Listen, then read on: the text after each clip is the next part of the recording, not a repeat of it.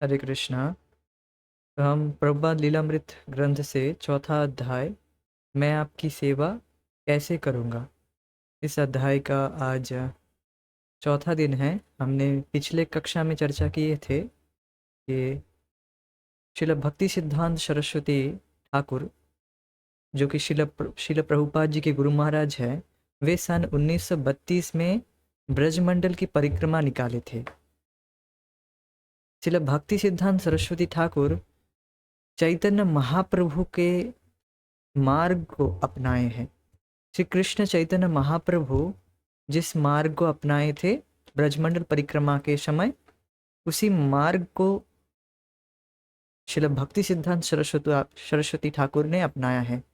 और इसी तरह से और भी संप्रदाय हैं, जैसे कि और भी संप्रदाय हैं जो अपने अपने परिक्रमा निकाले थे।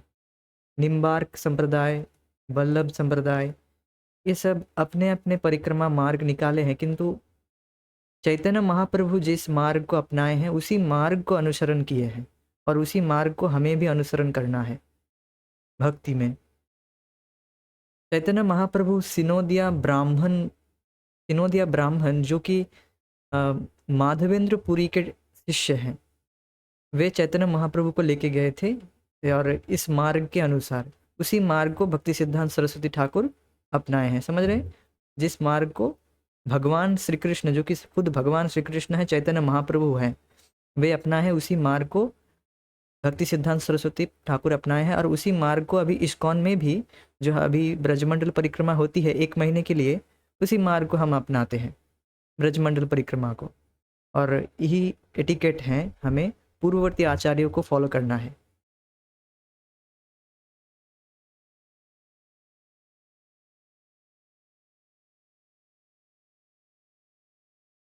तो वे भक्ति सिद्धांत सरस्वती ठाकुर मथुरा से मधुबन, एक शॉर्ट में एक बताया गया है कि जो मार्ग कैसा है। मथुरा से मधुबन, मधुबन ताल से तालवन, फिर गोवर्धन, फिर वर्षाना, नंदगांव, नंदगांव से कोशी 8 किलोमीटर, इस तरह से एक छोटा सा मार्ग बताया गया है। इससे डिटेल में भी है। तो इसी मार्ग को भक्ति सिद्धांत सरस्वती ठाकुर ने अपनाया है। और कोसी को कहा गया था कि भगवान श्री कृष्ण के पिता नंद महाराज का कोषागार, इसीलिए इसको कोशी कहा जाता है। यहाँ तक हमने पढ़ लिए थे, आगे हम पढ़ते हैं। अभय इलाहाबाद से मथुरा ट्रेन से गए और वहाँ से रिक्शा द्वारा कोशी पहुँचे। रास्ते में देहात का दृश्य अभय को बहुत मोहक लगा। कारखानों और बड़ी इमारतों के स्थान पर चारों ओर जंगल फैले थे। मुख्य पक्की सड़क के अतिरिक्त जिस पर वे यात्रा कर रहे थे, सभी मार्ग कच्चे धूली भरे थे या नर्म बालू की पगडंडियां थी।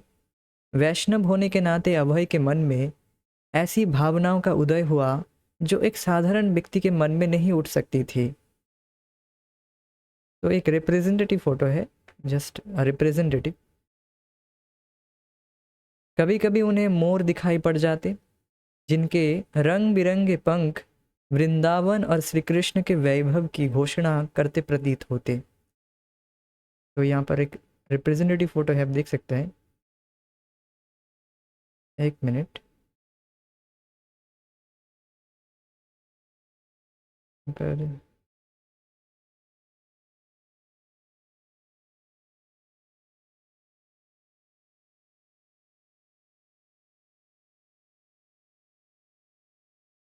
yes, you can see now clearly, I hope.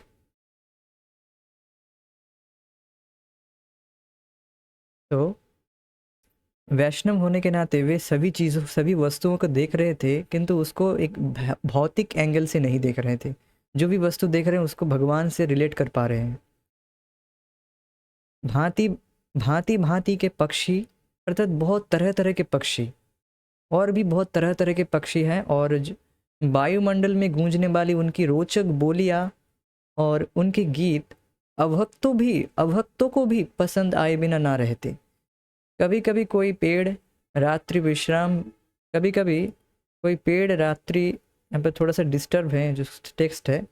कभी कभी रात्रि में कोई पेड़ में विश्राम करते हुए कुछ पूर्व गोधूली बेला में चहचहाने वाली गैरय चिड़ियों के उन्माद भरे कलरव से पूरित हो जाता। गैरय मीन्स स्पैरोज, स्पैरोज इनके चहचहाने से पूरित हो जाता। तो ये बात है। और भी वृंदावन के विशेष महत्व को ना जानने वाले के मन के लिए भी देहात का वह सहज दृश्य मुग्धकारी था, जहाँ लोग खुले में गाय के गोबर से बने कंडों से शाम का भोजन बनाने के लिए आग जलाते थे।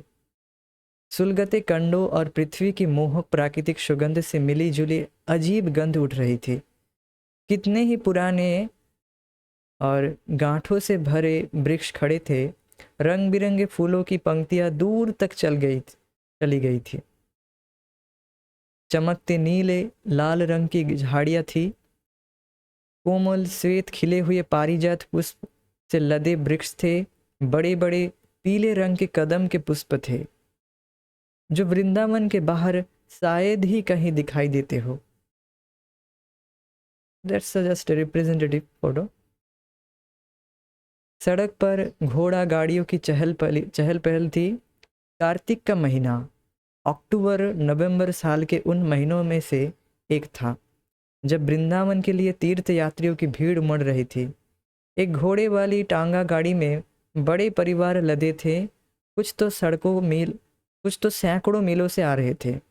तीर्थ यात्रियों के बड़े समूह जो गांवों के दलों के अनुसार बने थे, साथ साथ चल रहे थे। स्त्रियां चमकदार रंगीन साड़ियों में थी। गेरुए रंग के स्त्री पुरुष कभी कभी भजन गाते जा रहे थे। उनके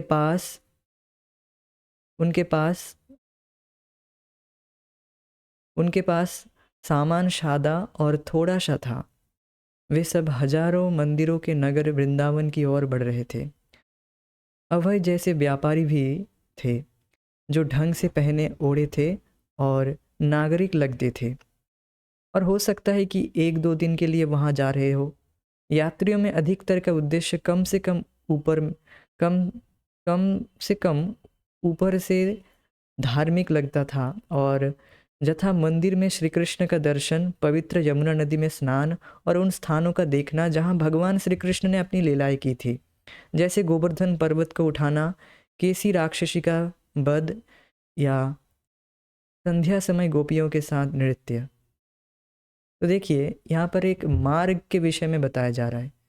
श्रील प्रभुपाद जी ने जिस मार्ग को अपनाए थे वृंदावन जाने के लिए, कोशी तक जाने के लिए, कोशी तक वे पहुंच गए थे, जहाँ पर उनके गुरु महाराज श्रील भक्ति सिद्धांत सरस्वती ठाकुर भी कैंप लगाए हुए थे।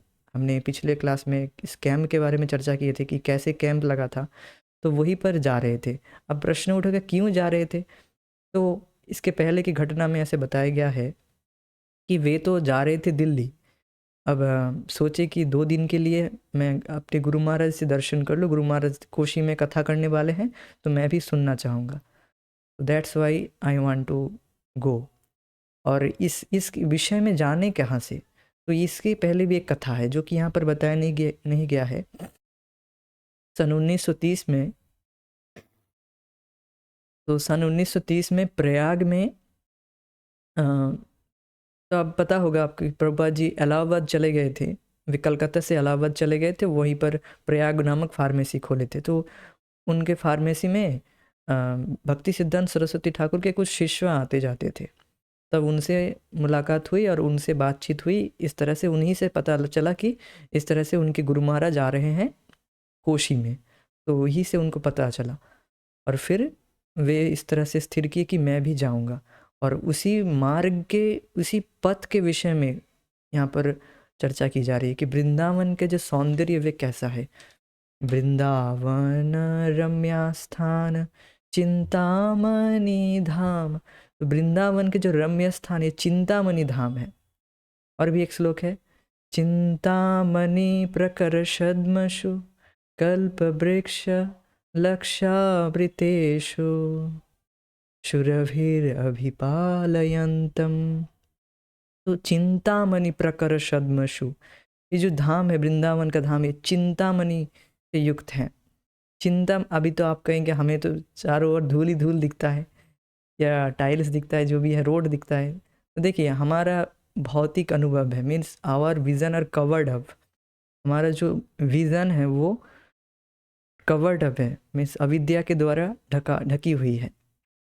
सो हम देख नहीं पा रहे हैं कि चिंतामणि धाम है। जैसे रघुनाथ दास गोस्वामी वे देख पा रहे थे। उनके गुरु महाराज उनको पूछे कि भाई, अरे भाई नहीं, कि तुम हमारे लिए कुछ धूल लेके आओ, कुछ धूल हमारे लिए लेके आओ। तो वे ऐसे मीलों मीलों चले गए, 84 क्रोस ब्रज में ऐसे मीलों मीलों चले गए, बट उनको धूल नहीं मिला। तो फिर वे अपने गुरु महाराज के पास आए तो कहे कि हमें धूल नहीं मिला। तो क्या धूल नहीं मिला, तो फिर क्या, क्यों नहीं मिला? सो बताए कि हमें तो चारों ओर बस चिंतामणि से सब चारों ओर चिंतामणि है, मैं मुझे धूल कहाँ से मिलेगा।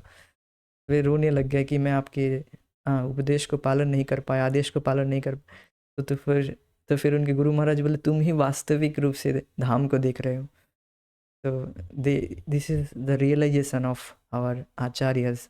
तो आचार्यस फिर देख सकते हैं, यस, धूल नहीं, देख धूल कैसे रहेगा? जिनको प्रेमांजन, जिनकी प्रेम का जिनकी आंखें डेवलप्ड हो गई है, वो धूल कैसे देखेंगे भगवान के धाम में?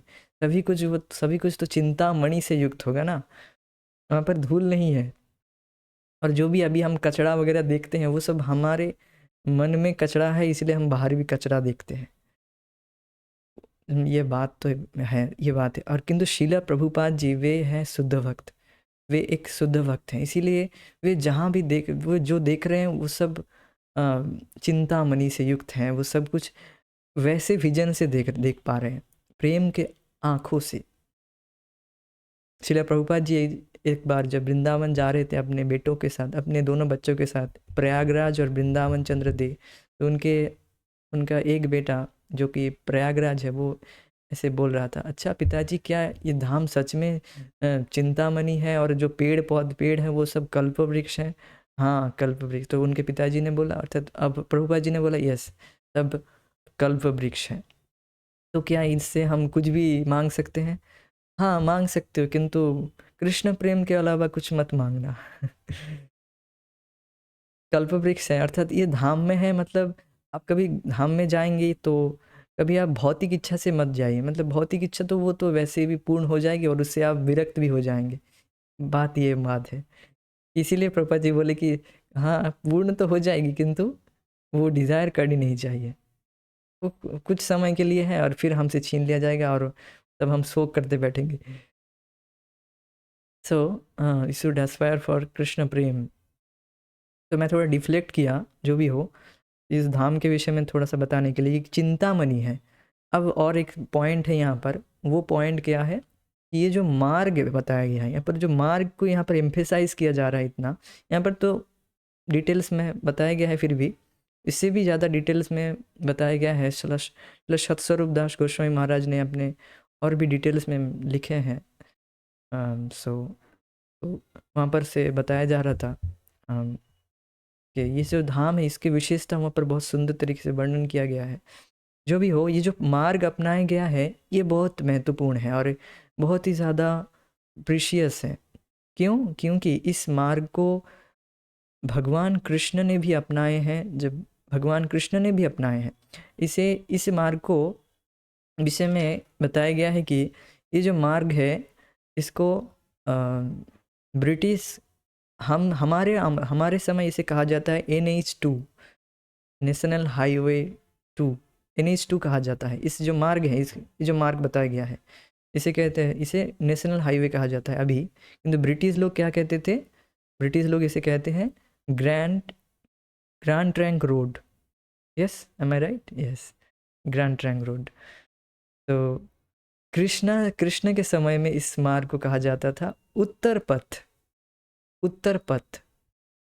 और ये जो रोड है, ये इसकी शुरुआत कहाँ से हुई है? ग्रीस से। ग्रीस से इसकी शुरुआत हुई है। ग्रीक के लोगों ने ये इस रोड को बनाया है।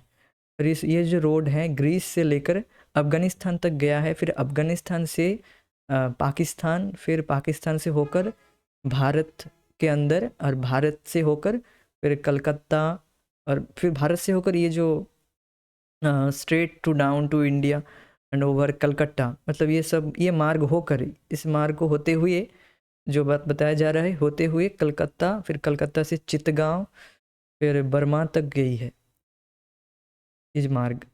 तो ये जो मार्ग है ये this connected Europe to Asia. ये जो मार्ग है यूरोप से लेकर एशिया तक ये मार्ग कनेक्ट करती है। तो जो ये जो सेगमेंट है, ये जो पूरा मार्ग इतना लंबा है, इसमें जो सेगमेंट है 84 क्रॉस ब्रज, और या फिर 164 वर्ग किलोमीटर एरिया 84 क्रॉस ब्रज। और इस जो ब्रज का जो मार्ग है ये बहुत महत्वपूर्ण है। और ये ब्रज इटसेल्फ यहाँ पर हरियाणा, यूपी और राजस्थान ये सब इसमें आते हैं, और ये सब भगवान कृष्ण की लीला भूमि इसमें आते हैं, कि नहीं? यूपी का तो भी कुछ अंश इसमें तो है ना।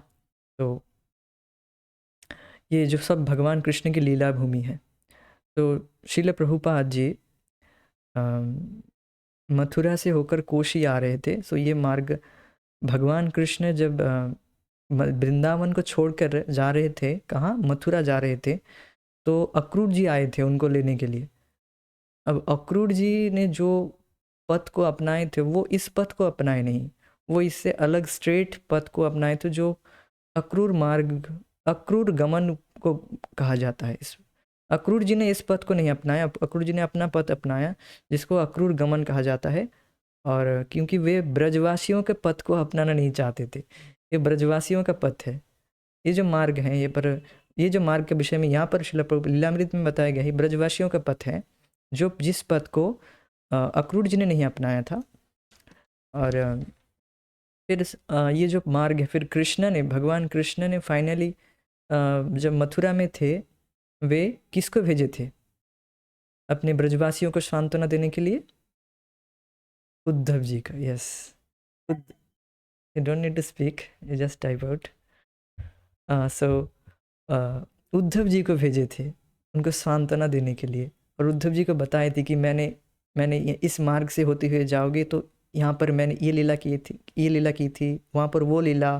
तो ये सब वर्णन भगवान ने उद्धव जी को वर्णन किए थे। तो ये मार्ग बहुत महत्वपूर्ण है। इस मार्ग को केवल भगवान कृष्ण ने नहीं, साथ साथ बहुत बड़े बड़े वैष्णव आचार्य सभी इस मार्ग को अपनाते हैं। क्यों? क्योंकि भगवान कृष्ण की लीलाओं को आस्वादन करने के लिए।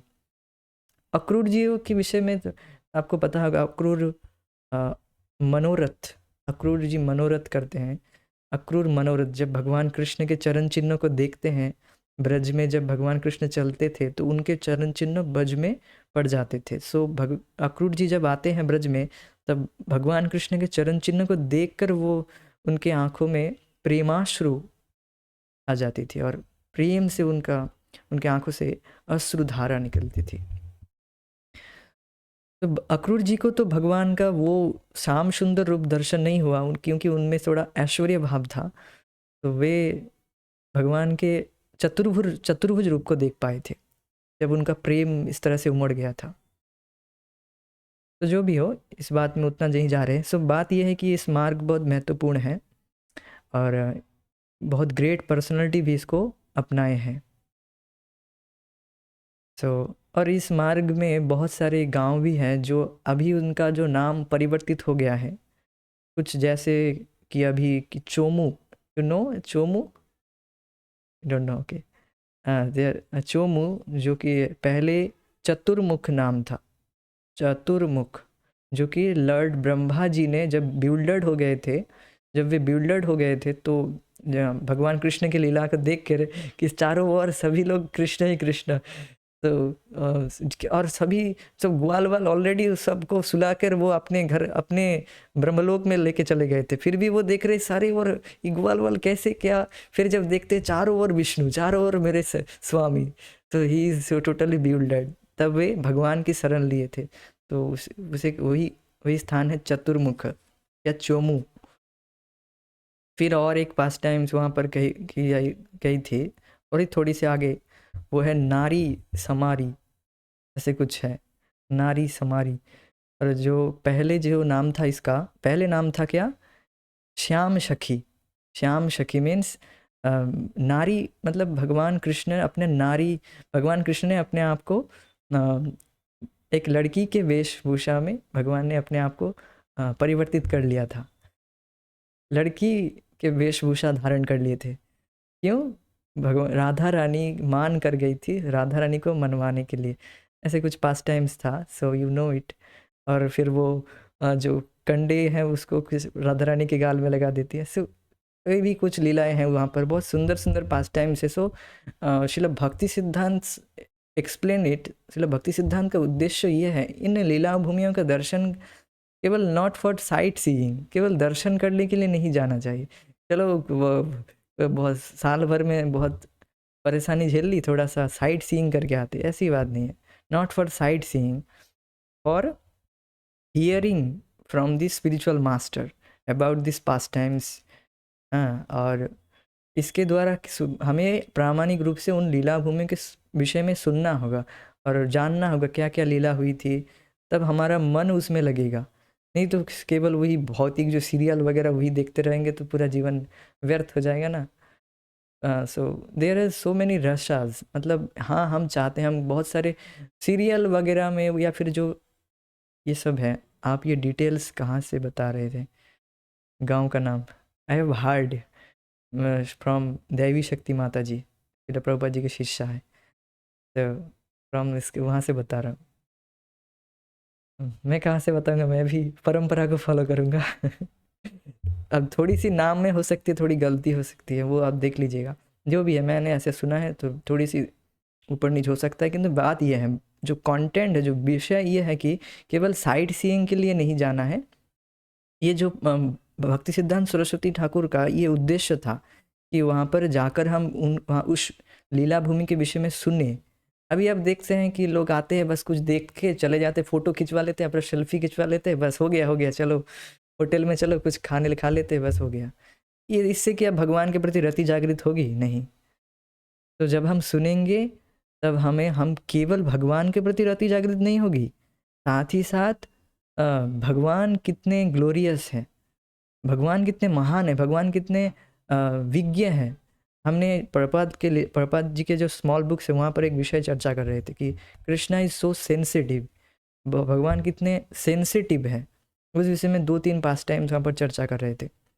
सो उतने डिटेल्स में नहीं जा रहे हैं कि भगवान ये जो लीलाएं हैं वहाँ पर आप देख सकते हैं कि भगवान कितने आदान प्रदान करते हैं अपने भक्तों के साथ। ये सब सुन के आपको भी एक काश आएगा कि काश मैं भी उस लीला में होता। तो इस तरह से तो एस्पायर करेंगे तब ना आपको मौका दिया जाएगा, नहीं तो इसी भौतिक जगत में रह जाएंगे। तो that's why we should hear about this pastimes from spiritual bona fide spiritual master. So ये बात है। तो अब आगे बढ़ते हैं।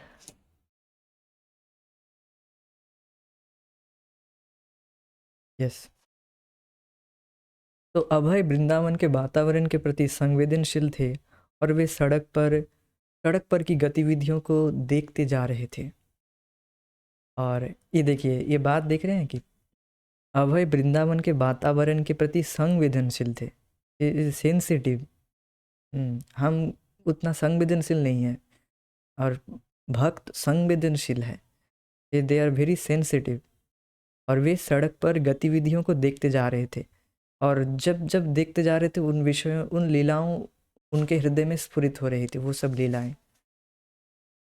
तो लेकिन उससे भी बढ़कर उनकी यात्रा की सफलता की आशा जो उनके मन में पल रही थी, क्या क्या उनके मन में पल रही थी, वह भी लंबे व्यवधान के बाद, वह भी क्या वह भी लंबे व्यवधान के बाद उन साधु पुरुष से मिलना जिनके बारे में वे हमेशा मन में सोचा करते थे।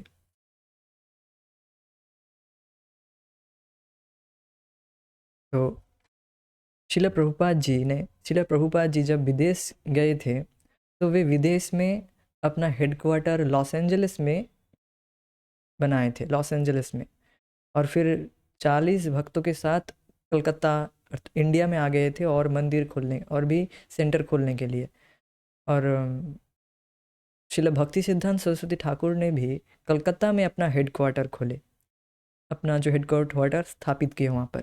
और फिर वहाँ से वे भी अपने अपने कुछ 40 शिष्यों को लेकर इस तरह से यात्रा कर रहे थे और मंदिर स्थापित करने के लिए, भिन्न भिन्न जगह में भिन्न भिन्न मंदिर बनाने के लिए और सेंटर बनाने के लिए, प्रचार कार्य करने के लिए ये सब कर रहे थे। तो श्रील प्रभुपाद जी अपने गुरु महाराज को ही फॉलो कर रहे हैं, वे कोई अपना नया कुछ नहीं दे रहे हैं।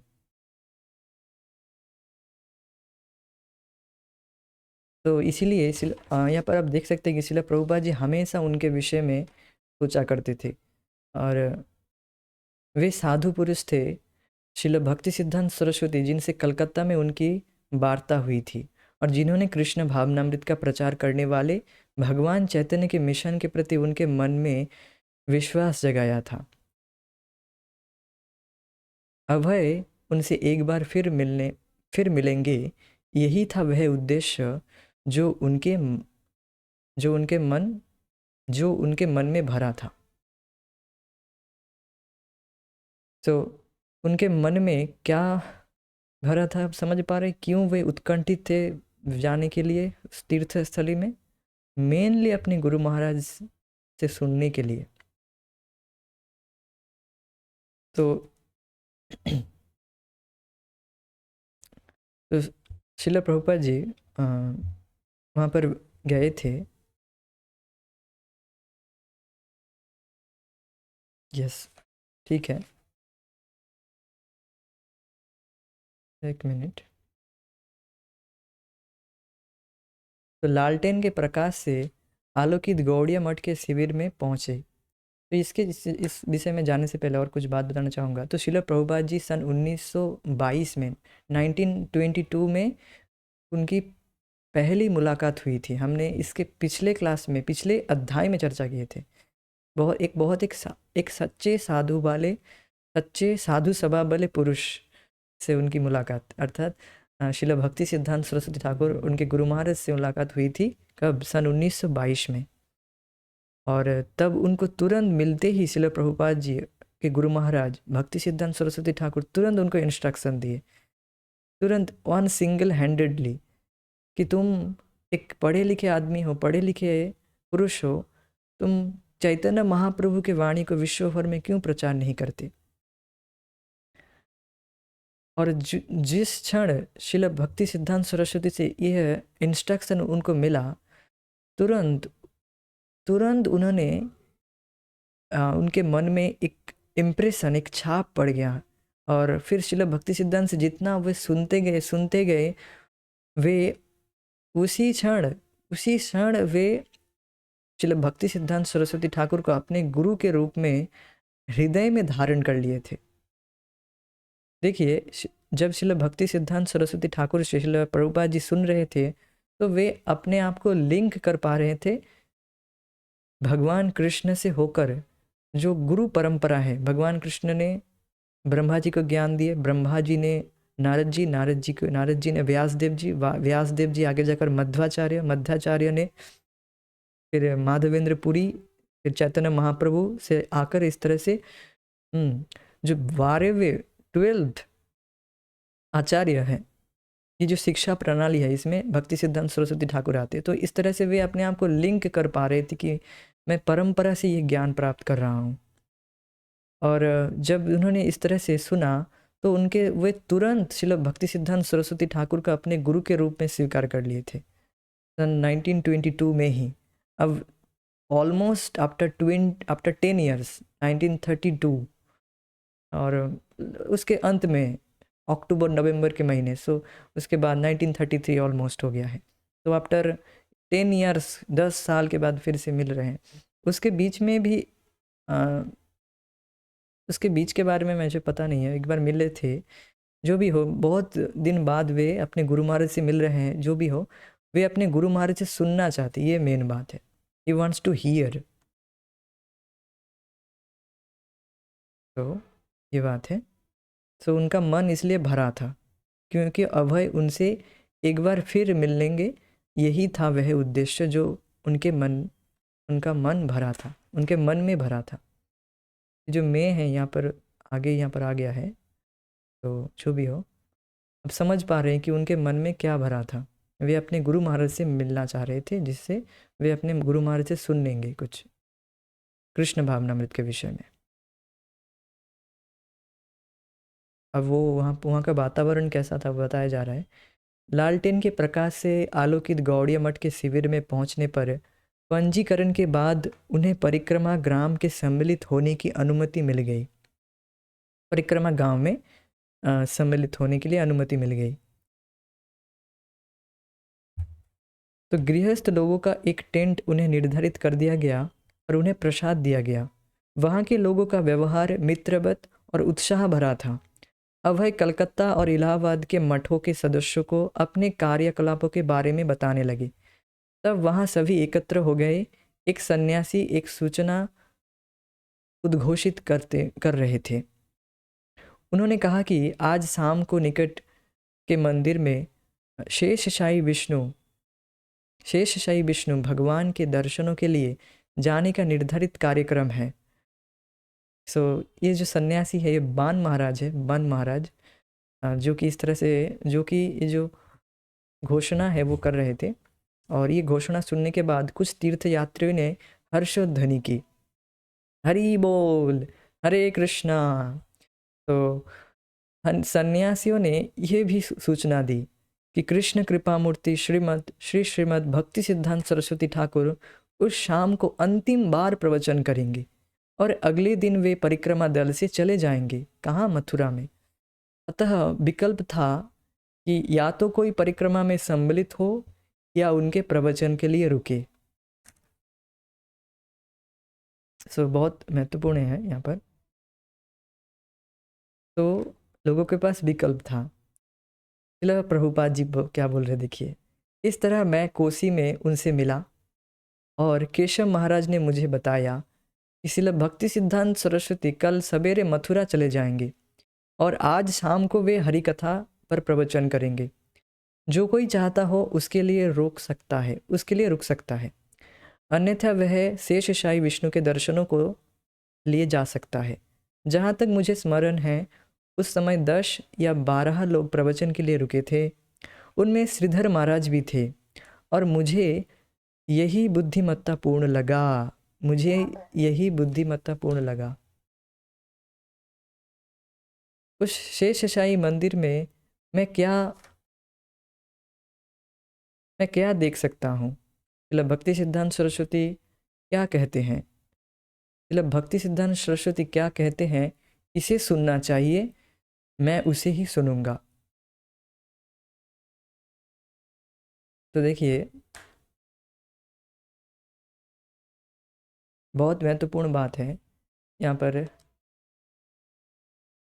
मैं क्या सुनूंगा? उस शेष साई मंदिर में मैं क्या देख सकता हूँ? What I will see there. देखिए जब हम भगवान को देखते हैं तो हम भगवान को जैसे सुने हैं वैसे ही देखते हैं। वास्तविक बात तो ये है, जैसे हमारे हृदय में कॉन्सेप्शन है भगवान के प्रति तो वैसे ही हम देखेंगे। अगर हम प्रामाणिक रूप से सुनेंगे नहीं और भगवान के विषय में ठीक से नहीं सुनेंगे, जानेंगे नहीं कि भगवान के साथ हमारा संबंध क्या है, भगवान कौन है, ये सब जानेंगे नहीं तो वो क्या देखेंगे? केवल एक पत्थर का मूर्ति को देखेंगे। मूर्ति देख के आ जाएंगे घर और फिर वही काम में लग जाएंगे जो काम हम कर रहे थे। हमें कोई ट्रांसफॉर्मेशन नहीं आएगा, कोई परिवर्तन नहीं आएगा। ऐसे एक कहावत है ना, मक्का गेलो मदीना गेलो मत काजी, जो काजी है वो काजी रह गया, पाजी ही रह गया, कोई उसमें कोई परिवर्तन नहीं आया। जो भी है मुझे कहावत थोड़ी याद नहीं आ रही है। तो क्योंकि उसमें कोई परिवर्तन नहीं आया। क्यों क्या नहीं आया? क्योंकि वो प्रामाणिक रूप से सुना ही नहीं है, वो बस घूमता रह गया, यहाँ वहाँ घूमा। तो और भक्ति सिद्धांत से वे सुनना चाहते हैं, सुनना चाहिए, मैं उसे ही सुनूंगा। तो जब हम नहीं सुनेंगे तब हम प्रतिमा को देखेंगे। प्रतिमा, यस, मक्का गया, मदीना गया, काजी आदत बदली नहीं, रहे पाजी के पाजी। यस। तो बात यह है कि जब हम प्रामाणिक रूप से नहीं सुनेंगे तो प्रतिमा को देख के आ जाएंगे और कुछ फीलिंग्स नहीं आएगी, भगवान के प्रति कुछ फीलिंग्स नहीं आएगी कि हाँ ठीक है, देख लिया, ठीक है, बहुत सुंदर है, okay, take a selfie, fine, and post it to the Instagram and Facebook, so many likes are there, okay. तो that is are not the instant intention. तो इसमें हमें कोई परिवर्तन नहीं आएगा। ये क्या है, इसको इसमें क्या हृदय में कुछ परिवर्तन आएगा? नहीं आएगा। तो हमें पहले तो अच्छे से, बहुत ही अच्छे से भरना होगा कान को, भगवान के विषय में जानना होगा, सुनना होगा, भगवान के प्रति रति को जागृत करना, संबंध देखना होगा, क्या संबंध क्या है। पहले दास्य भाव तो इसमें पहले स्थित होना होगा कि हम भगवान के दास हैं। तो सुनना होगा, नहीं देखेंगे तो हम नहीं समझ पाएंगे। और प्रामाणिक से सुनेंगे तो क्या अनुभव होगी? प्रतिमा नहीं तुम्हें साक्षात ब्रजेंद्र नंदन, प्रतिमा नहीं तुम्हें, चैतन्य महाप्रभु कहते हैं कि प्रतिमा ना है, साक्षात ब्रजेंद्र नंदन।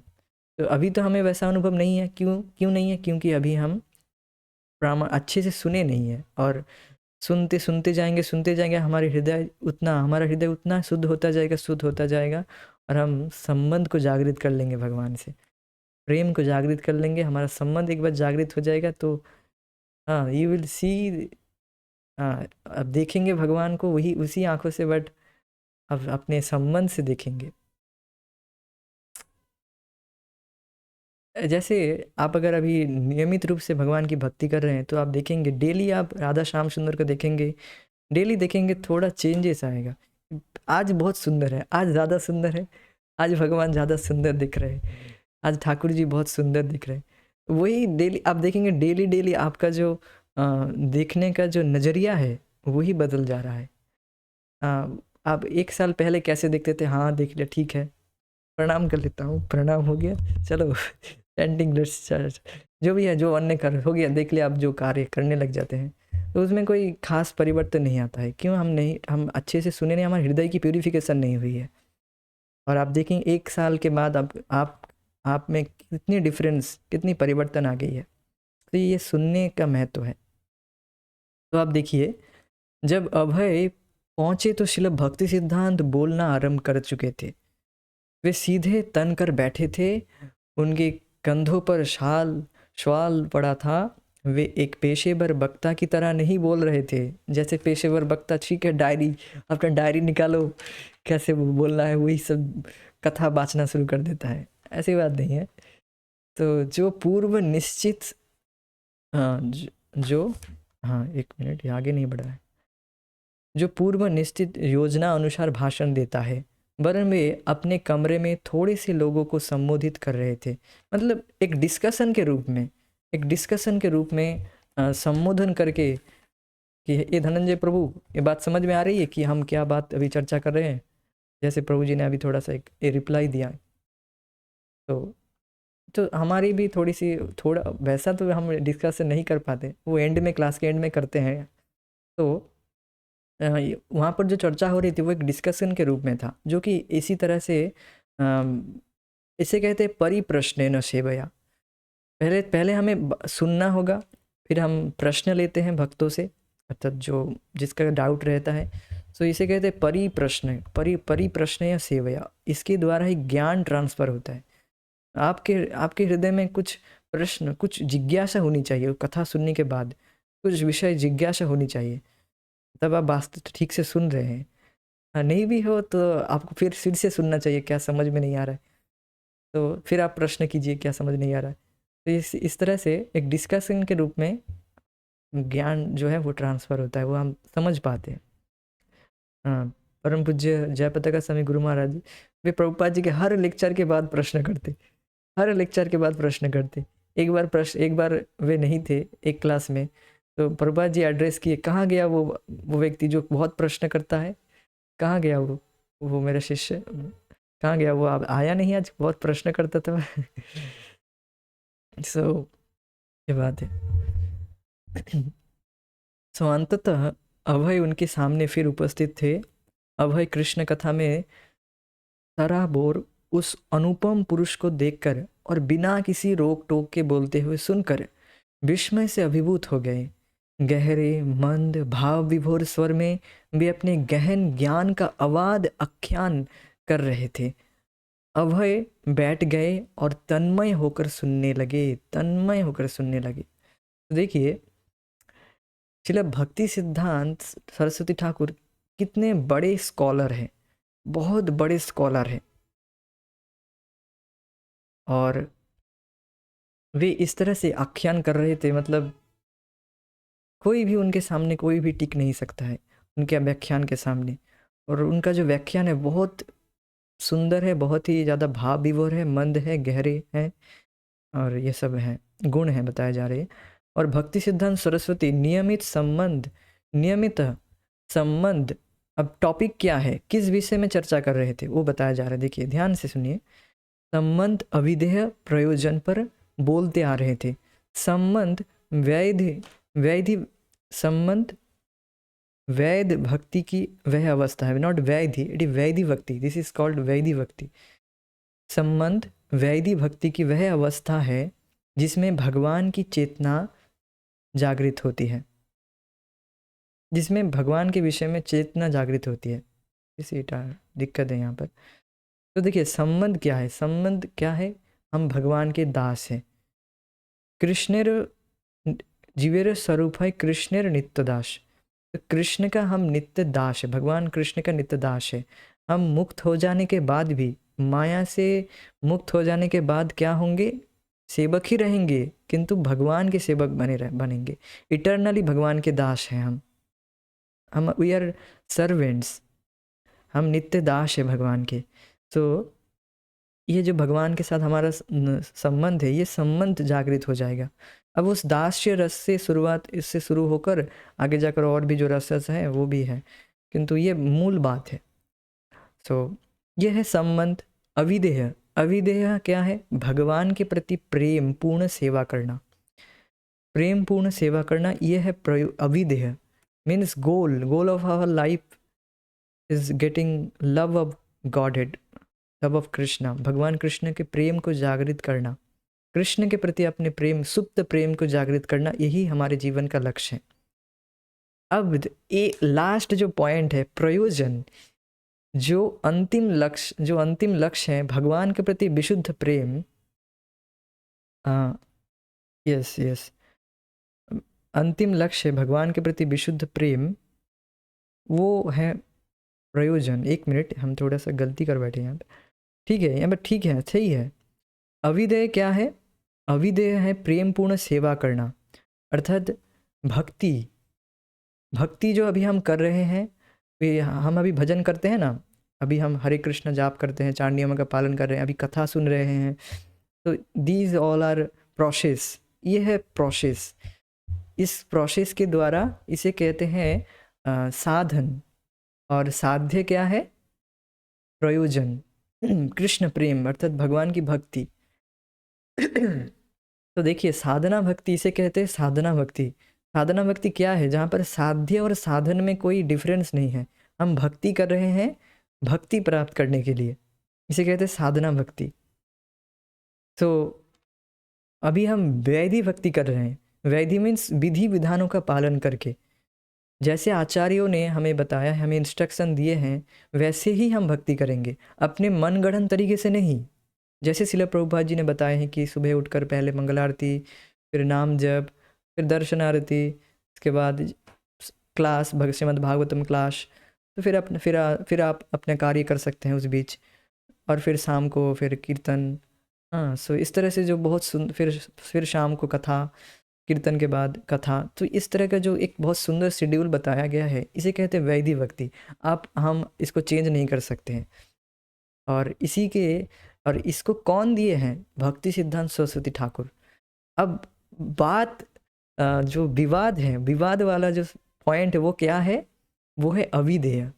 अविधेय में विवाद है। मतलब भक्ति सिद्धांत सरस्वती ठाकुर वो जो वहाँ पर जो लेक्चर दे रहे थे, कथा कर रहे थे, वे इस टॉपिक को क्यों लिए थे, क्योंकि कुछ ऐसे, देखिए वृंदावन में कुछ ऐसे संप्रदाय हैं जिसमें ऐसे लोग आते हैं जो बाबाजी संप्रदाय में बाबाजी लोग हैं। बाबाजी हैं जात और जाति गोसाई है, जो इस अविदेय में उनका विवाद है। इसलिए आपने सुना होगा पिछले क्लास में कि वे जब वृंदावन में प्रवेश कर रहे थे तो वृंदावन की जो जाति गोसाई है, अपने टेम्पल मैनेजमेंट है, वो सब टेम्पल को बंद कर दे रहे थे, उनको प्रवेश करने नहीं दे रहे थे। और जो दुकानदार है वे सब अपना दुकान बंद कर दे रहे थे, क्योंकि इनका जो भक्ति सिद्धांत का जो अविदेय है, जो वैदिक भक्ति है, वो उनको पसंद नहीं आता है, वो उनको फॉलो नहीं करते। उनका जो अविदेय है वहीं पर उनका विवाद है। विवाद क्या है? विवाद ये है कि जो बाबाजी संप्रदाय के जो लोग हैं, बाबाजी हैं, वो सिद्ध प्रणाली को अपनाते हैं। सिद्ध प्रणाली क्या है? सिद्ध प्रणाली वो है जहाँ पर आपको बताया जाएगा कि आपका संबंध भगवान से क्या है, आपका नाम क्या है और आपकी एज क्या है, ये सब कुछ बता दिया जाएगा। आपको आपकी सेवा क्या है, ये सब बता दिया जाएगा। आप पता है धनंजय प्रभु, आप वृंदावन में मोर है, तो चलो प्रैक्टिस करते हैं। चलो तो धनंजय प्रभु को थोड़े से ऊपर छत से नीचे उतार दिया जाएगा। So I am not laughing on the point. तो पॉइंट ये है कि वो ये सिद्ध प्रणाली को अपना, थोड़ा सीरियस मैटर है, हंसाइए मत। सो सीरियस ये है कि जो अविदेय है इसको परिवर्तन कर दे रहे, क्या? सिद्ध प्रणाली को देकर। और सिद्ध प्रणाली, अरे तुम तो ये हो, तुम तो वो, तुम तो गोपी हो, अरे तुम्हें पता है तुम तो गोपी हो, पुरुष है, अभी पुरुष के शरीर में है और पुरुष का अभिमान है, और उसको क्या कहा जा रहा है? तुम गोपी हो। यस, इसे सब बाबा जी लोगों का ऐसा है, इसे कहते हैं सिद्ध प्रणाली। आपको बताया जाएगा कि आप क्या है, अब वो लोग बताएंगे कि आपका संबंध भगवान से क्या है। तो इसे कहते हैं फोर्स फीडिंग। जैसे एक उदाहरण दिया जाएगा, बहुत सुंदर तरीके से समझ में आ जाएगा। 5 साल का लड़का है, 5 साल का बच्चा है, उसे अगर कहा जाए कि लड़का लड़कियों के बीच में जो प्रेम का संबंध है वो कैसा है, क्या वो उसे कुछ समझ में आएगा? जो जवान लड़का लड़की के बीच में जो प्रेम है, जो भी है, प्रेम तो नहीं है, लस्ट है, और वो जो संबंध है उसको अगर छोटे 5 साल के बच्चे को बताया जाएगा, क्या उसे कुछ समझ में आएगा? नहीं आएगा। और ये जो सिद्ध प्रणाली है वो वैसा ही है।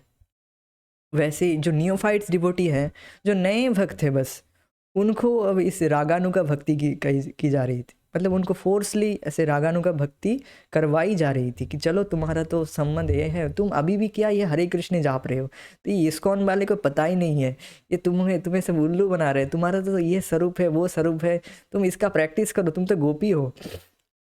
ऐसे हमारे मंदिर में भी कुछ सहजिया आते हैं, वो लोग पैर में कुछ रेड पेंट लगा लेते हैं ना, जब माता जी लोग लगाती है रेड पेंट वगैरह पैर में, so I don't know what is called in Hindi. so वो ऐसे करके आ जाते हैं और बिल्कुल वो हाव भाव ऐसे करेंगे जैसे वो माता जी हो, है तो पुरुष के शरीर में बट हाव भाव करेंगे माता जी हो। तो इसे कहते हैं सिद्ध इसको बोलते हैं फोर्स फीडिंग। मतलब हम उस फेज तक, उस दशा को प्राप्त नहीं किए हैं और उसको फोर्सली हमको सिखाया जा रहा है, चलो तुम ये हो वो हो। तो इस तरह से संभव नहीं है। आप समझ पा रहे होंगे उदाहरण से बिल्कुल। तो इसलिए भक्ति सिद्धांत सरस्वती ने बताया बिल्कुल स्पष्ट रूप से, ये तो केवल फोर्स फीडिंग है। फोर्सली उनके ऊपर थोप दिया जा रहा है कि तुम्हारा ये है वो है। इस तरह से क्या उनमें कुछ परिवर्तन आएगा? क्या वो भोगों से दूर हो पाएंगे? वो तो और ज़्यादा भोग करने लग जाएंगे, भोगों में ही पड़ जाएंगे। सो ये बहुत डेंजरस है। तो बाबा जी लोग का ये जो मतवाद है, ये जो अविदेय हैं, इसी में उनका विवाद है। वो लोग इस तरह से करते हैं। और जाति गोसाई के विषय में हमने पिछले क्लास में चर्चा किए थे कि जाति गोसाई जो है कि उनके परिवार से ही निकलना चाहिए ब्राह्मण। हाँ, ये जो भक्ति सिद्धांत सरस्वती आकर हमारा धंधा चौपट कर रहा है, ये सब जो प्रॉपर ब्राह्मण फैमिली से बिलोंग नहीं करता उसको भी ब्राह्मण दीक्षा दे रहे हैं, ये सब आदि। तो इनको इससे आपत्ति थी, ये सब जो और जो संप्रदाय हैं, यही पर उनका झगड़ा था। इसीलिए श्रील भक्ति सिद्धांत सरस्वती ठाकुर इस संबंध अविदेह प्रयोजन को क्लियर कर रहे हैं। और इसीलिए यहाँ पर कथा हो रही है कि इस विषय को क्लियर होना चाहिए। जो दीक्षा प्राप्त करना चाहता है उसे ये 3 चीज़ क्लियर होनी चाहिए। संबंध है क्या? संबंध है भगवान से हमारा नित्य दास का संबंध। ये बहुत महत्वपूर्ण है। मायावादियों को अभी यहीं पर गड़बड़ हो जाता है। उनका संबंध, वो आगे जाकर भगवान बनने का प्रयास करते हैं। अभी तो बहुत बताएंगे कि अभी हम दास है दास है, किंतु आगे जाकर तुम भगवान बन जाओगे, ये सब है। किंतु ऐसी बात नहीं है। संबंध है हमारा नित्य दास। अविदेह, अविदेह क्या है कि भक्ति करके जो साधना भक्ति दी गई है, जो वैधि भक्ति, जो विधि विधान बताए गए हैं, वो है अविदेह, मीन्स द प्रोसेस। और प्रयोजन means what you want to get, मतलब ये जो मार्ग, साधन की जो मार्ग अपना रहे हैं, इसके द्वारा क्या प्राप्त करेंगे? कृष्ण प्रेम को प्राप्त करेंगे। ये है प्रयोजन। ये क्लियर होनी चाहिए सर, और इसी को क्लियर कर रहे हैं, इसीलिए इसी पर प्रवचन हो रही है और बहुत व्याख्यान हो रही है। ये जो प्रवचन है चैतन्य चरितामृत में मध्य लीला 20 से 22 चैप्टर, 20 to 22 चैप्टर में चैतन्य महाप्रभु इंस्ट्रक्ट करते हैं सनातन गोस्वामी को संबंध अविधेय प्रयोजन के विषय में। तो उसी से चर्चा की जा रही थी, वही से। होप यू कैन अंडरस्टैंड हो क्यों ये विषय चर्चा हो रही है, क्या बात है सब। I hope you can understand it.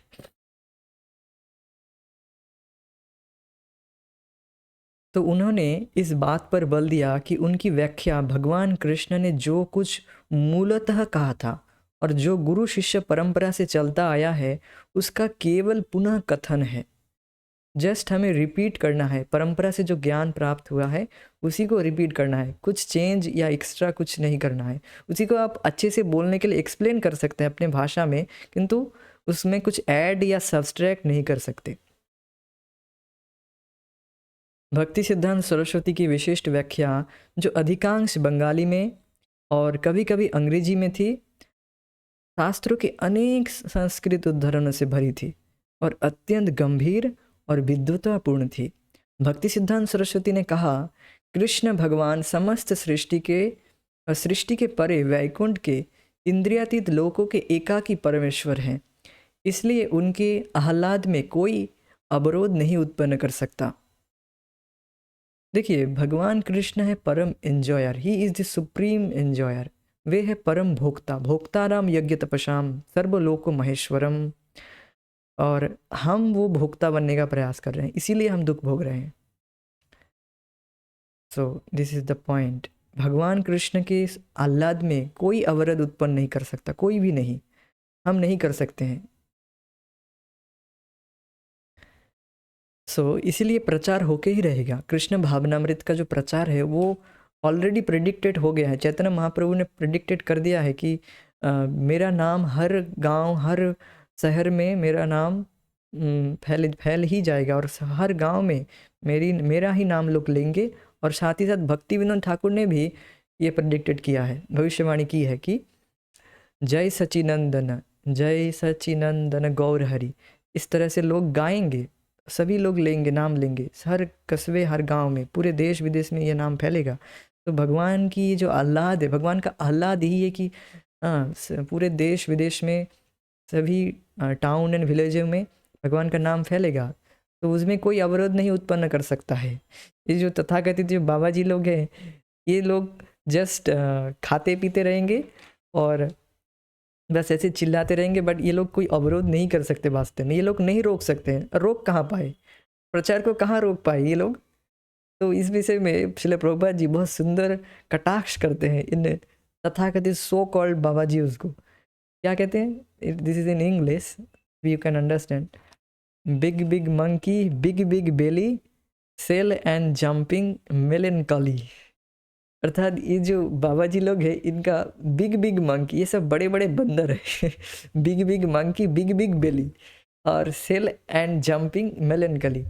अर्थात ये जो बाबा जी लोग हैं, ये लोग कहाँ कहीं पर नहीं जाएंगे कि हम तो अखंड वृंदावन धाम वास करेंगे, प्रचार वचार छोड़ो। कि जो सभी लोग थोड़ी ना भगवान कृष्ण की भक्ति करेगा, सभी लोग अधिकारी नहीं है। तो ये लोग बस चलो वृंदावन में धाम में रहते हैं, कहीं से कहीं भी बाहर नहीं जाएंगे धाम से, और यहीं पर चलो खाओ पियो, मज़े से रहो, आराम से रहो। तो ये जो मोटे मोटे पेट लेकर घूम रहे हैं, सो इनका अब देख सकते हैं ये लोग थोड़ी ना प्रचार किए, कुछ प्रचार के आगे नहीं बढ़ाए। भक्ति सिद्धांत सरस्वती ठाकुर जो कि वे ही एकमात्र हैं जो कि प्रचार को आगे बढ़ाए हैं, और उन्हीं के इस प्रचार कार्य को श्रील प्रभुपाद जी ने आगे बढ़ाया है। सो अगर श्रील भक्ति सिद्धांत सरस्वती ठाकुर श्रील प्रभुपाद जी प्रचार कार्य नहीं करते, और तब क्या पूरे देश, वो नहीं कहूँगा नेगेटिव में नहीं कहूँगा, कि श्रील भक्ति सिद्धांत सरस्वती ठाकुर और श्रील प्रभुपाद जी ने उस प्रचार कार्य को आगे बढ़ाया है, उसमें ये जो बाबा जी लोग ही अवरोध नहीं उत्पन्न कर सकते हैं, ये पॉइंट है।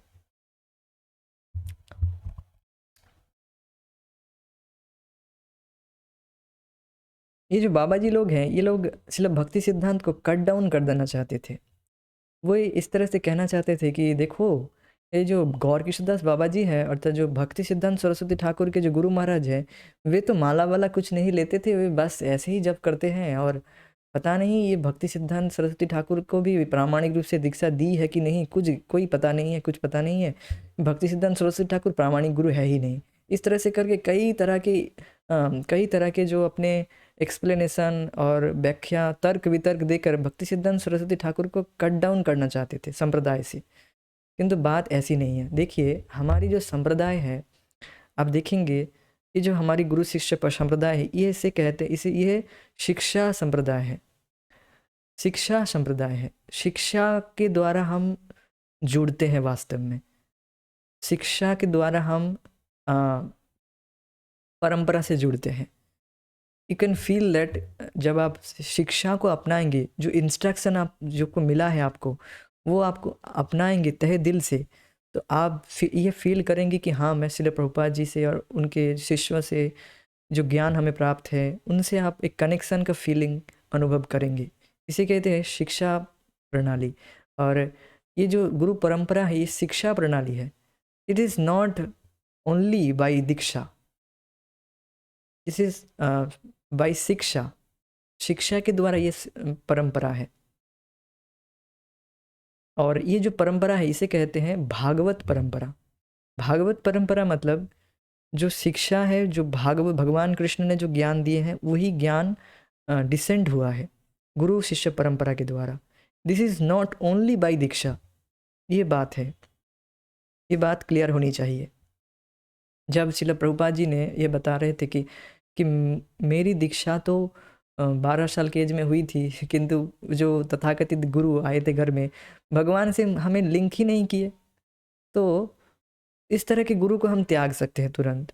तो वो जो दीक्षा नहीं है, वो दीक्षा नहीं हुई ही नहीं है। जब तक हम भगवान से नहीं जुड़ पाए हैं परंपरा के थ्रू, तब तक हमारी दीक्षा ही नहीं हुई है। अब हमें वास्तविक रूप से अभी जो शिक्षा हमें मिल रही है मतलब प्रभुपाद जी के द्वारा, उसके द्वारा आप देख सकते हैं कि we can connect to the parampara. Yes, so this is the real shiksha pranali. इसे कहते हैं शिक्षा प्रणाली, भागवत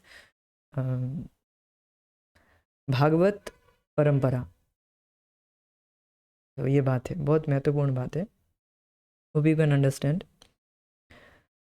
सो 1 घंटा बीत गया, इस तरह से कथा होते होते 1 घंटा बीत गया, और 2 घंटा बीत गए। चला भक्ति सिद्धांत के कमरे में इकट्ठे थोड़े से श्रोताओं की संख्या धीरे धीरे घटती गई।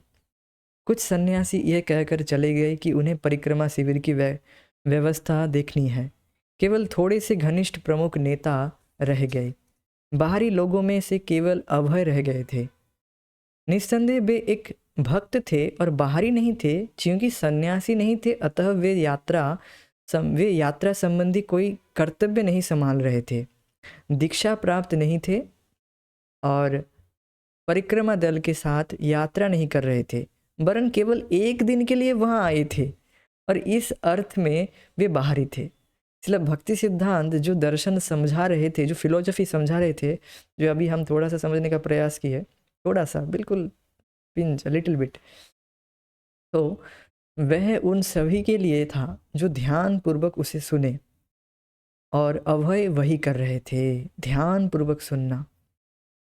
Here attentively, that is the quality for initiation, for attentive chanting also and attentive hearing also. ध्यान पूर्वक सुनना और सुनने के प्रति ईगर टू हियर। शिला प्रभु से यहाँ पर बताया जाएगा, वे विस्मय पूर्वक सुन रहे थे। कभी कभी उनकी समझ में बात ना आती, फिर भी वे विनम्रता के साथ शब्दों का अवगाहन करते हुए ध्यान पूर्वक सुनते जा रहे थे। समझ में नहीं आ रहा था, फिर भी ध्यान पूर्वक समझ रहे थे, सुन रहे थे।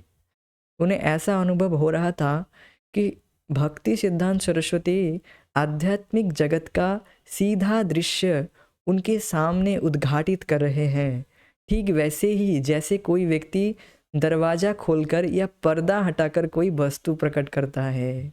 ये है आध्यात्मिक गुरु का कर्तव्य। वे जो मोह है, जगत में जो मोह है, उसको हटाकर वास्तविक वस्तु को दिखाए।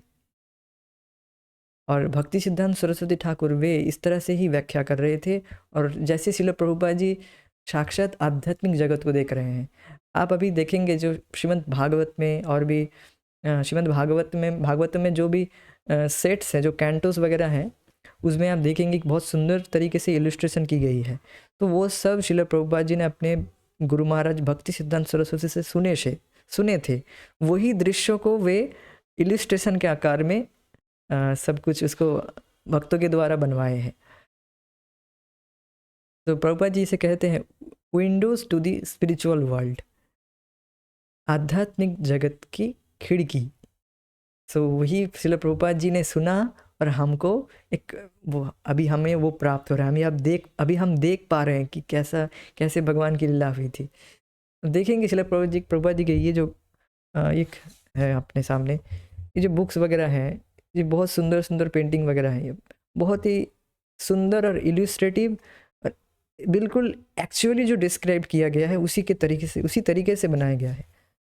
तो ये बात है, पर कोई मनगढ़ंत तरीके से नहीं बनाया गया है। That is the main point, कि मेंटल स्पेकुलेशन से नहीं बनाया गया है। जो प्रामाणिक गुरु से जो सुने हैं, मीन्स जो है वास्तविक रूप में आध्यात्मिक जगत में, वैसा ही अभी हम देख पा रहे हैं। That is our fortune, how much we are fortunate कि ये ग्रंथ हमें मिल गए हैं, वो भी बिल्कुल देख पा रहे हैं कि भगवान कृष्ण की लीला। जो फर्स्ट कैंटो है वो आप देख सकते हैं, उसमें तो आप सभी देखे होंगे, अब मैं ही दिखा रहा हूँ। फर्स्ट कैंटो में आप देखेंगे, और भी जो स्कंद में है उसका कैंटो से, उसमें आप देखेंगे बहुत सुंदर इलस्ट्रेटिव फोटोज हैं। तो these are all windows to the spiritual world. वे सत्य का उद्घाटन कर रहे थे, और वह सत्य था श्री राधा कृष्ण के चरण कमलों की प्रेममयी सेवा भक्ति। वह सत्य यह है। राधा कृष्ण स्वयं परम पूज्य श्री भगवान हैं। वे कितने अधिकार के साथ बोल रहे थे, उनमें कितना विश्वास और साहस था।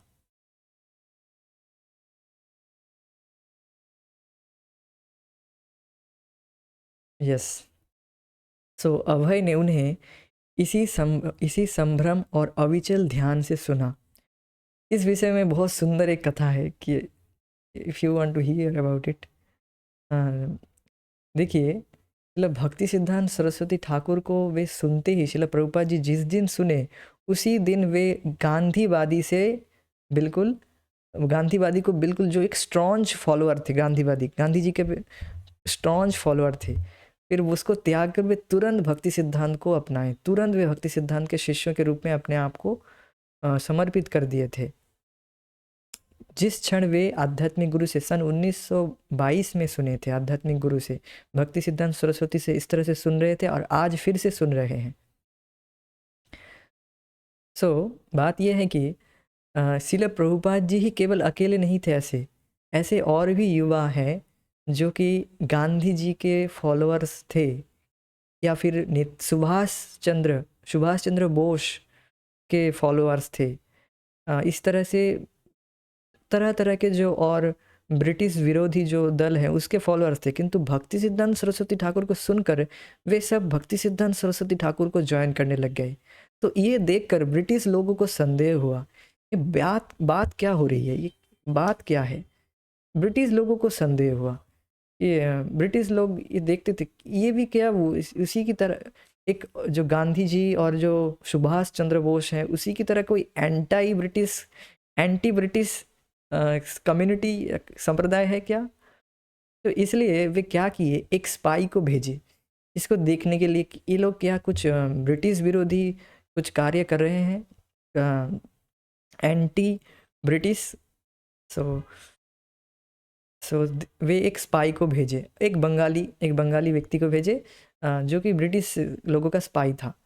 तो वे उसको भेजे और वो स्पाई ऐसे शिला भक्ति सिद्धांत सरस्वती ठाकुर से दिन रात सुनता था, सुनता सुनता सुनता सुनता गया। वो आगे जाकर क्या हो गया, भक्त बन गया। यस वो स्पाई बनकर गया था शिला ब्रिटिश लोगों के होकर, बट वो भक्ति सिद्धांत से सुनते सुनते सुनते वो खुद भक्त बन गया। सो तो इस तरह से और भी आप देखें, और भी आपको पता होगा कि भारत में कुछ ऐसे दुष्ट लोग हैं जो ड्रग्स डीलिंग करते हैं, और एक गवर्नमेंट पुलिस इस तरह के एक ड्रग्स डीलर को पकड़ने के लिए घूम रहा, मतलब उसको पकड़ने के लिए लग गया था, उसके पीछे लग गया था। और वो व्यक्ति इस्कॉन जुहू मंदिर में, वो जो ड्रग डीलर है जो भी है, वो जो चोर हैं, वो उस इस्कॉन मंदिर के जो जुहू मंदिर में उसमें घुस गया था। तो पुलिस भी उसके पीछे पीछे उसके पीछे पीछे गया, वो जो गवर्नमेंट पुलिस ऑफिसर था, तो वो भी गया उसके पीछे पीछे। अब वो पुलिस ऑफिसर उसको ढूंढने के लिए यहाँ वहाँ ढूंढ रहा था, 2-3, वो सोच रहा था यही होगा, कहीं ना कहीं वो छुपा होगा। तो वो मंदिर में ही ठहर गया।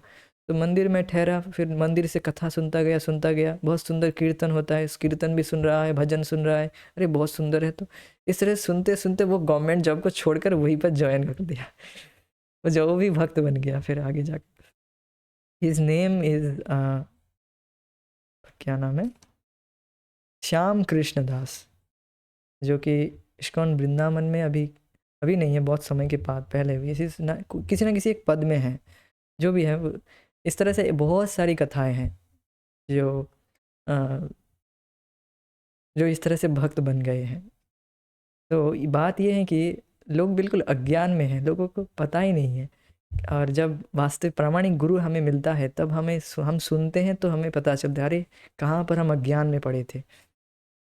और इस तरह से जब ब्रिटिश लोग आगे जाकर भी भक्ति सिद्धांत सरस्वती को अप्रिसिएट किए, कि वे भक्ति सिद्धांत सरस्वती को प्रशंसा करें, आगे जाकर भक्ति सिद्धांत सरस्वती ठाकुर के जो लेक्चर से उनको सुनते थे, कि देख रहे थे अरे ये लोग तो ना तो राजनीतिविद है, ना तो ये पॉलिटिशियन है, ना तो किसी विशेष धार्मिक रिलीजियन से बिलोंग करते हैं। Krishna conscious not a religion, it's not a religion, it's धर्म फॉर द एंटायर वर्ल्ड। ये एक धर्म है जो हर जीवात्मा के लिए है, ये हर जीवात्मा के लिए कृष्ण भावना में। तो वो जो ब्रिटिश हैं वो भी प्रशंसा करने लगा कि हाँ सच में भक्ति सिद्धांत सरस्वती ठाकुर इट्स अमेजिंग, और वे लोग जो कर रहे थे वो हर जीवात्मा के लिए वास्तविक कल्याण है, और ये कोई विशेष धर्म रिलीजियन की नहीं है। इसीलिए ना वो ब्रिटिश लोग ज्वाइन किए, मतलब उनको सुन रहे थे, अप्रिसिएशन कर रहे थे। तो ये बात है, और ये बात है ही, ये कोई रिलीजियन है नहीं है, तो हिंदू नहीं है, हिंदू धर्म नहीं है।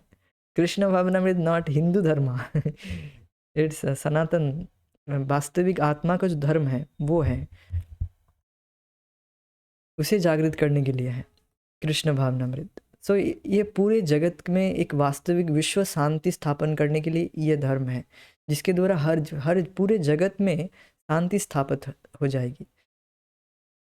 तो ये सब बात है।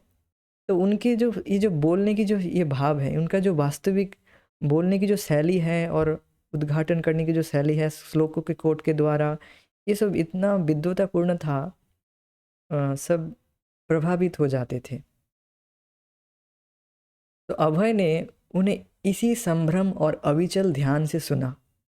निस्संदेह हर वैष्णव श्री कृष्ण को अपना पूज्य भगवान मानता था, पर इस महान गुरु ने कितनी प्रामाणिकता और कैसे गूढ़ तर्क और विश्वास के साथ वैष्णवों के मत को स्थापित किया।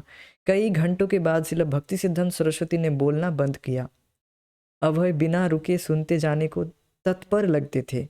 फिर भी उनके मन में कोई परेशान करने वाली शंका या जिज्ञासा सामने रखने का कोई कुछ नहीं था।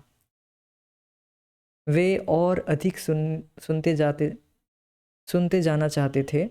जब भक्ति सिद्धांत जाने लगे, अभय ने सम्मान प्रकट करने के लिए सिर झुकाया। तब घनिष्ठ सन्यासियों के शिविरों को छोड़कर वे बाहरी शिविरों में गए। उनका मन आध्यात्मिक गुरु के वचनों में डूबा था। तो यहीं पर हम रुक जाएंगे, कुछ विषयों पर चर्चा, कुछ विषय बोलकर यहीं पर हम रुक जाएंगे। बात यह है कि श्रील भक्ति सिद्धांत सरस्वती ठाकुर हैं बहुत बड़े विद्वान, बहुत बड़े स्कॉलर हैं, और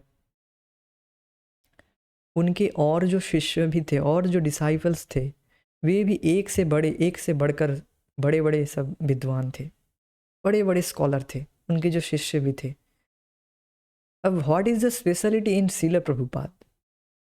श्रील प्रभुपाद जी में क्या विशेषता है? क्या विशेषता है? आज की कथा से उसका उत्तर हमें मिल रहा है। देखिए, जब भक्ति सिद्धांत सरस्वती ठाकुर कथा करते थे, इतने बड़े स्कॉलर, वे किसी श्लोक को जब ही stuck on some shlokas to recite them, तब उनके असिस्टेंट, जो इस असिस्टेंट नहीं कहूँगा, जो शिष्य हैं, जो और स्कॉलर विद्वान शिष्य हैं, वो प्रॉम्प्ट कर देते थे। इतने बड़े उनके, इतने बड़े विद्वान शिष्य थे सब। श्रील प्रभुपाद जी नहीं, श्रील प्रभुपाद जी के जो गुरु महाराज हैं भक्ति सिद्धांत सरस्वती ठाकुर, उनमें से और जो उनके जो और शिष्य हैं वे इतने विद्वान थे, भक्ति सिद्धांत जहाँ पर रुक जाते, जहाँ पर अटक जाते थे किसी श्लोक में, तो वो उसको प्रॉम्प्ट कर देते थे। इतने बड़े विद्वान थे सभी शिष्य।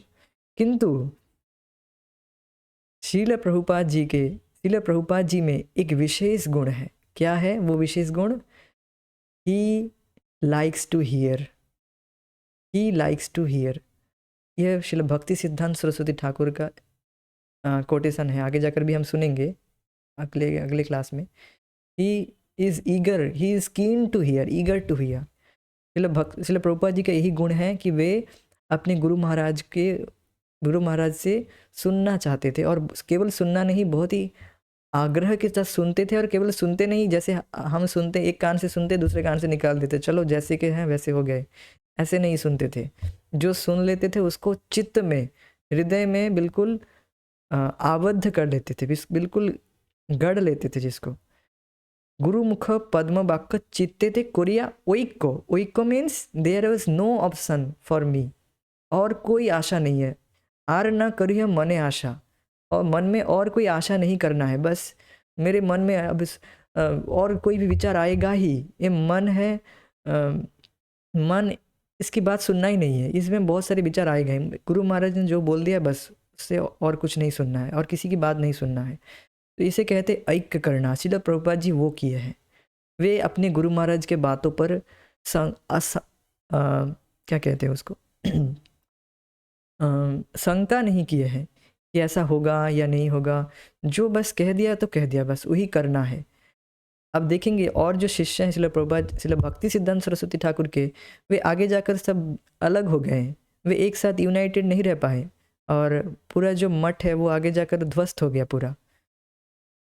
तो ऐसा क्यों? क्योंकि वे सब बड़े बड़े विद्वान हैं, किंतु दे आर नॉट, ये जो चित्तित करे ओइक, ये नहीं कर रहे थे। श्रील भक्ति सिद्धांत सरस्वती ठाकुर का ये उद्देश्य है कि पूरे विश्व में प्रचार होगा। उस प्रचार को ना महत्व दिया गया, जिसके वजह से वो आपस में लड़ने लग गए थे। और श्रील प्रभुपाद जी ने अपने गुरु महाराज के स्टेटमेंट को कि तुम्हें विदेश में, देश विदेश में अंग्रेजी में कृष्ण भावनामृत चैतन्य महाप्रभु की शिक्षाओं को प्रचार करना है, बस उसको हृदय में ऐक्य कर लिए थे। गुरु महाराज का जो ये आदेश है, इसको ही, यही मेरा जीवन है, इसे कहते हैं ऐक्य करना। यही जीवन है, इसी को पालन करना है। इसके लिए चाहे कुछ भी हम कर सकते हैं, कोई भी स्टेप ले सकते हैं गुरु जी के आदेश को पालन करने के लिए। तो ये बात है, ये है उनकी विशेष quality. He likes to hear, so we should develop a taste for hearing. That is the qualification only. So now we'll stop it here. If there any question you can ask, we'll stop it here.